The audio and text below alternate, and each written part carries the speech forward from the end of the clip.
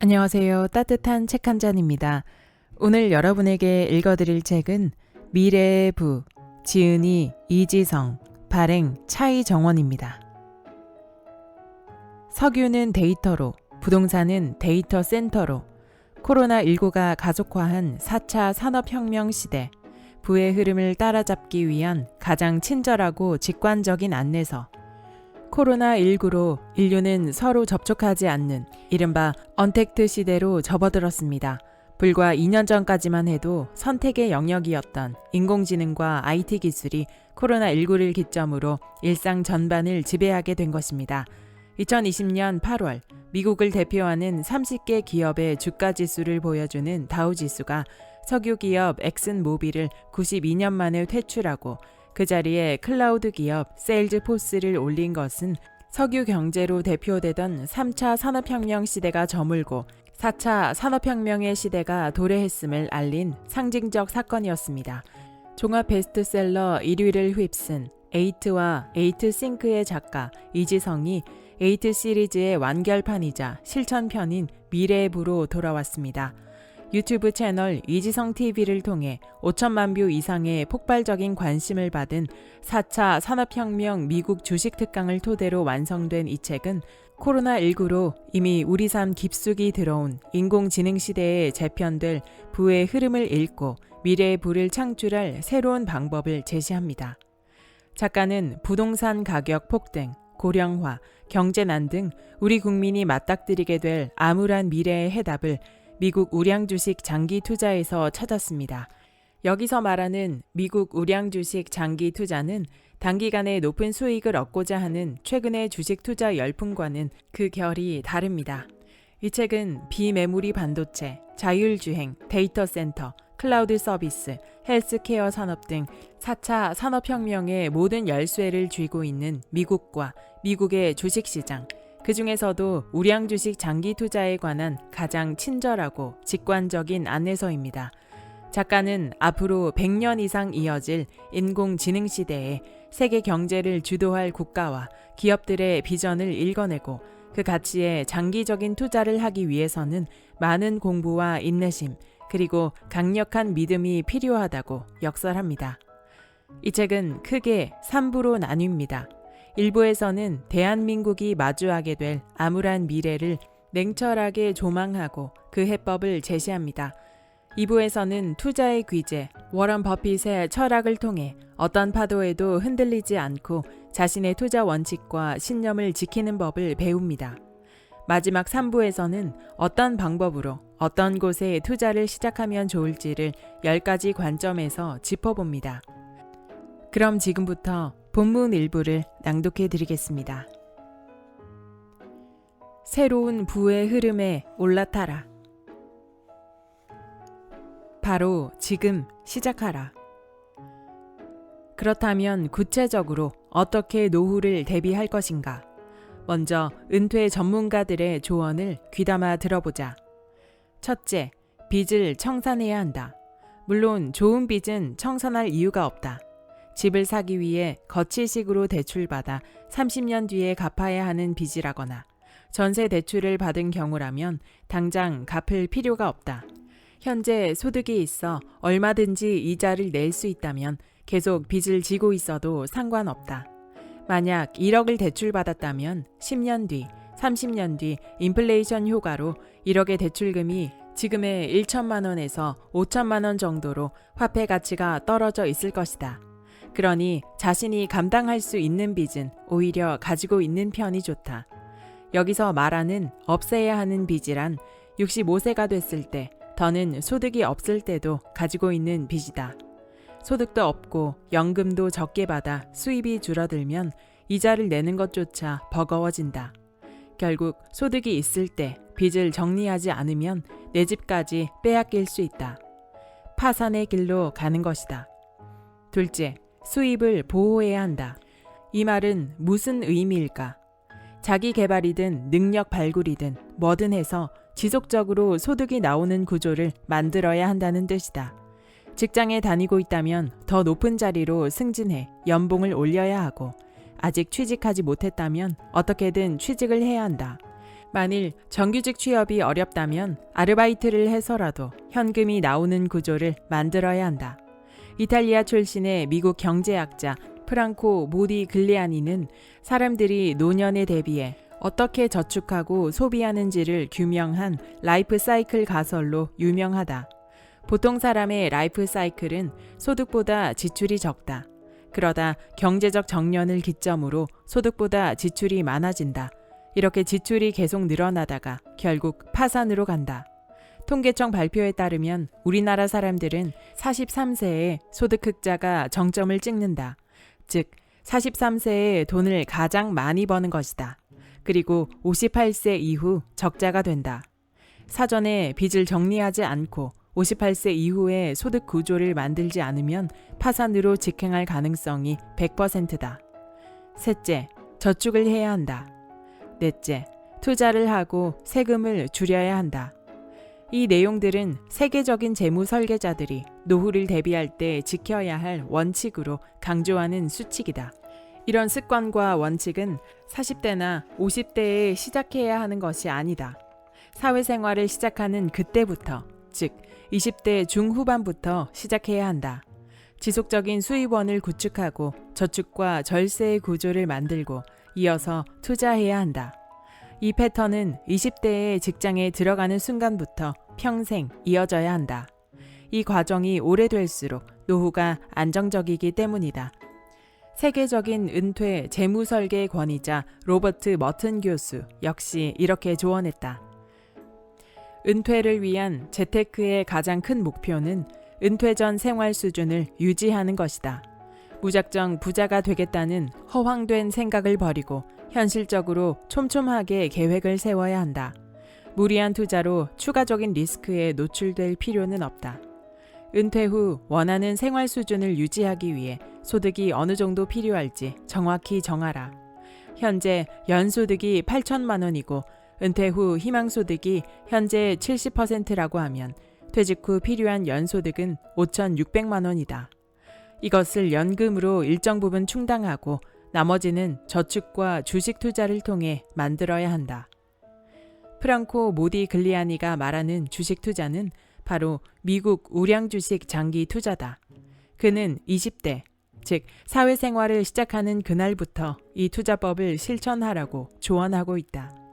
대한민국의 암울한 미래에 관해 조사를 하면서 매우 힘들었다. 하지만 이렇게라도 독자들과 나눌 수 있어 다행이라고 생각한다. 이제 어떻게 해야 할까?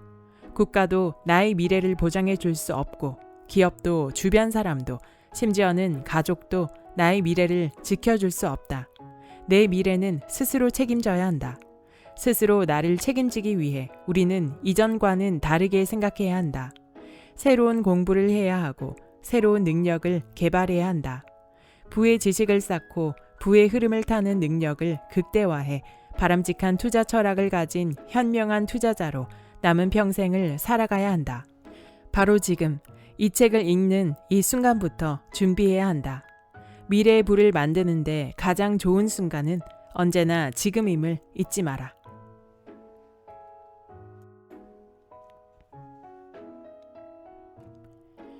투기가 아닌 투자를 하라.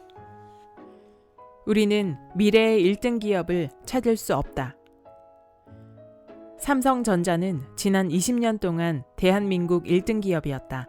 그리고 앞으로도 대한민국 1등 기업으로 자리할 것이다. 그렇기에 삼성전자 주식 투자는 무조건 추천한다. 국내 주식에 투자할 생각이라면 삼성전자를 사라. 국내 주식은 삼성전자가 가장 안전하다. 그럼 왜 앞으로도 삼성전자가 국내 1등 주식일 것인가에 관한 이야기를 해보자. 삼성전자뿐 아니라 미국 주식까지 함께 생각해 볼 것이다. 우리 같은 일반인에게는 1970년대에 삼성전자 같은 기업을 찾아낼 수 있는 능력이 없다. 그렇기에 지금은 1등이 아니지만 앞으로 1등이 될 기업이 어딘가에 대해 나는 관심이 없다. 워런 버핏 같은 사람이야 대형 회사를 경영하고 있고 전 세계의 온갖 고급 정보를 갖고 있기에 잠재력을 가진 기업을 발굴해내고 투자할 수 있다. 하지만 우리는 불가능하다. 앞으로 세계 1등이 될 제2의 구글, 제2의 애플, 제2의 마이크로소프트가 지금 저 먼 실리콘밸리의 어느 작은 차고에서 무언가를 만들고 있을지도 모른다.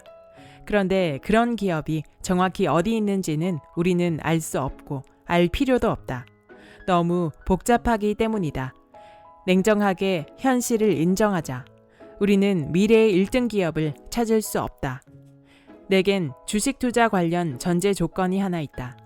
이미 최고인, 이미 세계 1위인 기업이어야 한다는 것이다. 하지만 단순히 현재 1등에 그쳐서는 안 된다. 지금은 시작일 뿐 10년 후에도 10배, 20배의 성장할 전망이 있고 30년 뒤에는 50배에서 100배의 성장해 있고 100년 뒤에도 최고의 자리를 유지할 가능성이 70%에서 80%인 기업이어야 한다. 지금 1등이면서 미래에도 100년 동안 계속 1등 자리를 유지하고 있을 그 기업을 찾아서 투자해야 한다는 것이다. 이런 기업을 찾으려면 앞으로 우리가 어떤 시대에 살게 될지 살펴봐야 한다. 에이트에서 말했던 것처럼 인공지능 시대가 임박했다. 인류는 이제 인공지능 문명 시대로 들어선다. 인공지능은 5G, 자율주행차, 사물 인터넷 등의 시장을 포함하는 4차 산업혁명의 대표적인 기술이다. 비유하자면 지금은 1970년대 강남과 비슷하다. 논과 밭, 과수원이 대부분이었던 그때 음마 아파트가 생겼다.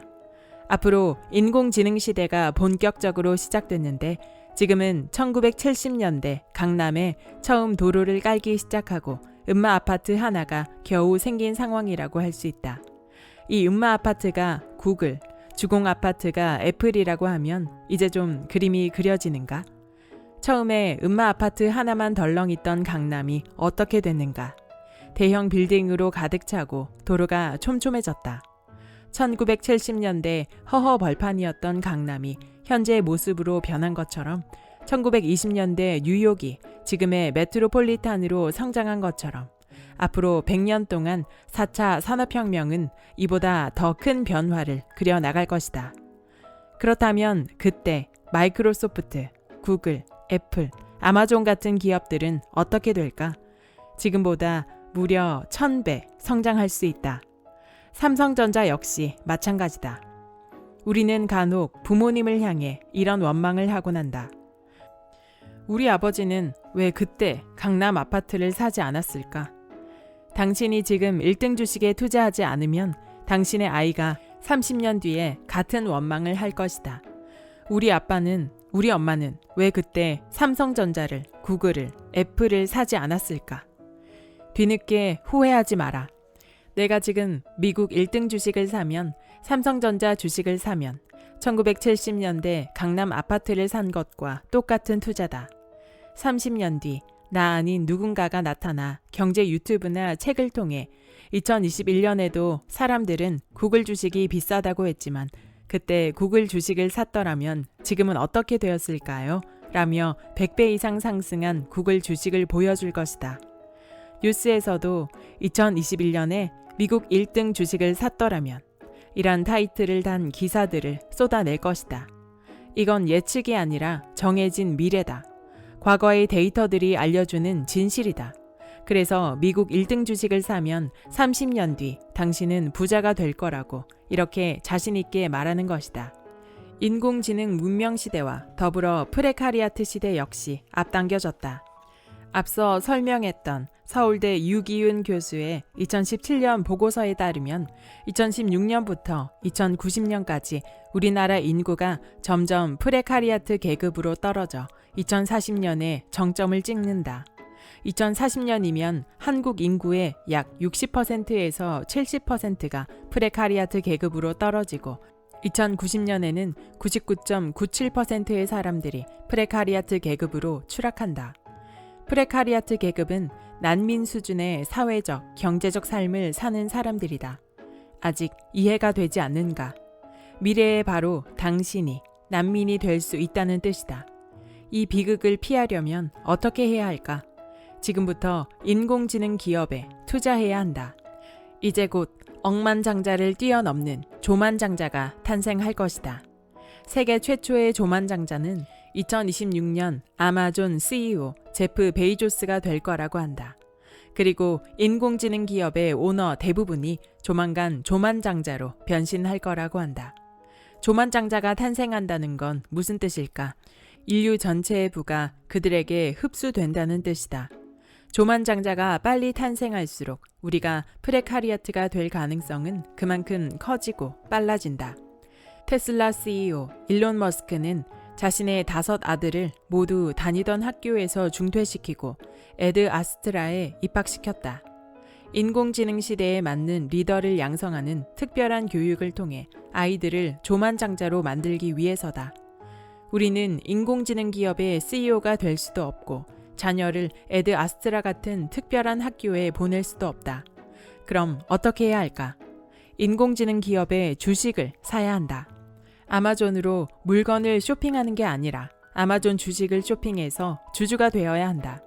제프 베이조스의 자산은 지난 5년 동안 매년 34%씩 늘었다.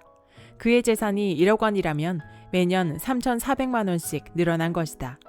물론 제프 베이조스의 주식은 1억 정도가 아니다. 베이조스의 자산 증가는 세계의 부가 인공지능 기업에 집중되고 있음을 보여주는 단적인 예다.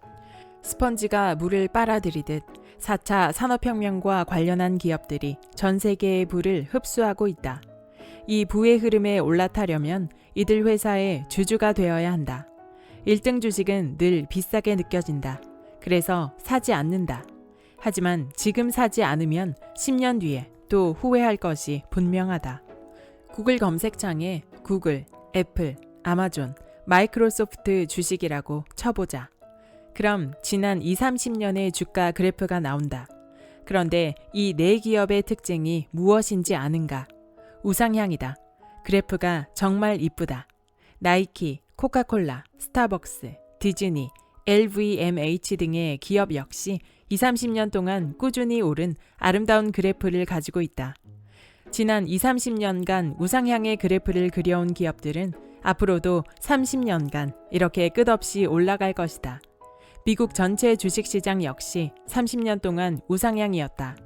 하지만 대한민국 코스피 시장의 그래프는 그렇지 않다.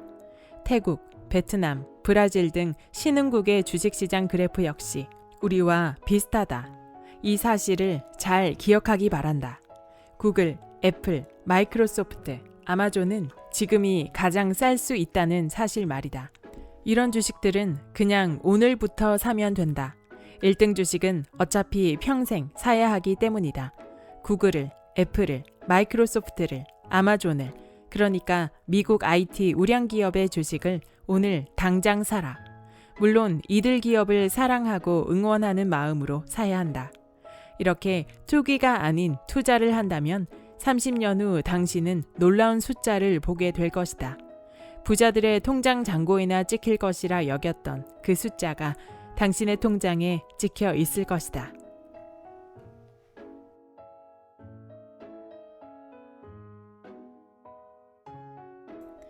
에필로그. 왜 지금 투자를 시작해야 하는가? 2019년 3월 나는 이지성 TV를 통해 $1 환율 폭등을 예측했다. 이후 $1 환율은 1,100원대를 가볍게 넘기고 1,200원대를 돌파하더니 1,300원대에 진입하려는 움직임을 보였다. 잘못하면 제2의 IMF가 터질 수도 있었다. 하지만 미국에서 코로나 셧다운이 발생하면서 미국 경제가 위기에 처하자 미 연방준비제도는 우리나라를 비롯한 9개국의 중앙은행과 통화 스와프를 체결하고 달러 무제한 풀기를 시작했다. 그리고 얼마 뒤 $1 환율은 안정을 되찾았다. 코로나19 사태는 불행 중 불행이었지만 $1 환율 안정은 다행 중 다행이었다. 만약 $1 환율 폭등이 계속되었다면 대한민국은 국가 부도에 이르렀을 것이고 이는 국민 모두에게 큰 고통이 되었을 것이기 때문이다. 이지성 TV 애청자들은 내 예측을 믿고 달러를 많이 사둔 상태였다. 물론 나는 달러를 투자의 개념으로 보유하라고 말한 적이 없었다. $1 환율이 오르든 내리든 개의치 말고 안전자산의 개념으로 보유하라고 이야기했었다. 하지만 어쨌든 현실은 $1 환율 하락이었다.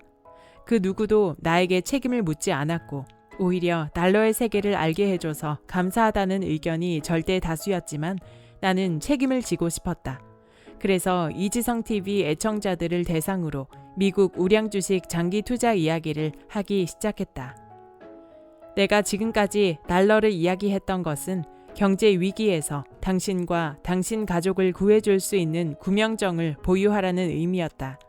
그런데 미 연방준비제도의 달러 무제한 풀기로 경제 위기가 연기되었다. 이제는 달러가 달러를 낳는 마법의 세계인 미국 주식 투자의 세계로 들어갈 때다. 구명정에서 초호화 여객선으로 갈아탈 때다. 부의 흐름에 올라탈 때다. 미국 주식 투자 비법은 별거 없다. 그냥 매달 정기적금 들듯이 당신이 이미 잘 알고 있는 애플, 구글, 아마존, 코카콜라, 나이키, 존슨앤존슨, 맥도날드, 디즈니 같은 우량 주식을 사면 된다. 그리고 배당금이 나오면 모아두었다가 다시 이 주식들을 사면 된다. 단 절대 팔면 안 된다. 자식에게 물려준다는 생각으로 장기 보유해라. 그러면 누구나 부자가 될 수 있다. 코로나19 사태 이후로 세상은 급격하게 바뀌고 있다. 그야말로 자산의 시대가 도래했다. 물론 이런 자산 열풍은 언제든지 꺼질 수 있다. 하지만 설령 버블이 터져 자산 붕괴의 시대가 오더라도 결국 자산에 눈을 뜬 사람, 자산을 가진 사람이 승자가 될 것이다. 특히 4차 산업혁명 관련 자산에 눈을 뜨고 4차 산업혁명 관련 자산을 가진 사람이 크게 승리할 것이다. 이것이 내가 4차 산업혁명 미국 우량주식 장기 투자를 권하는 이유다. 당신은 누구인가?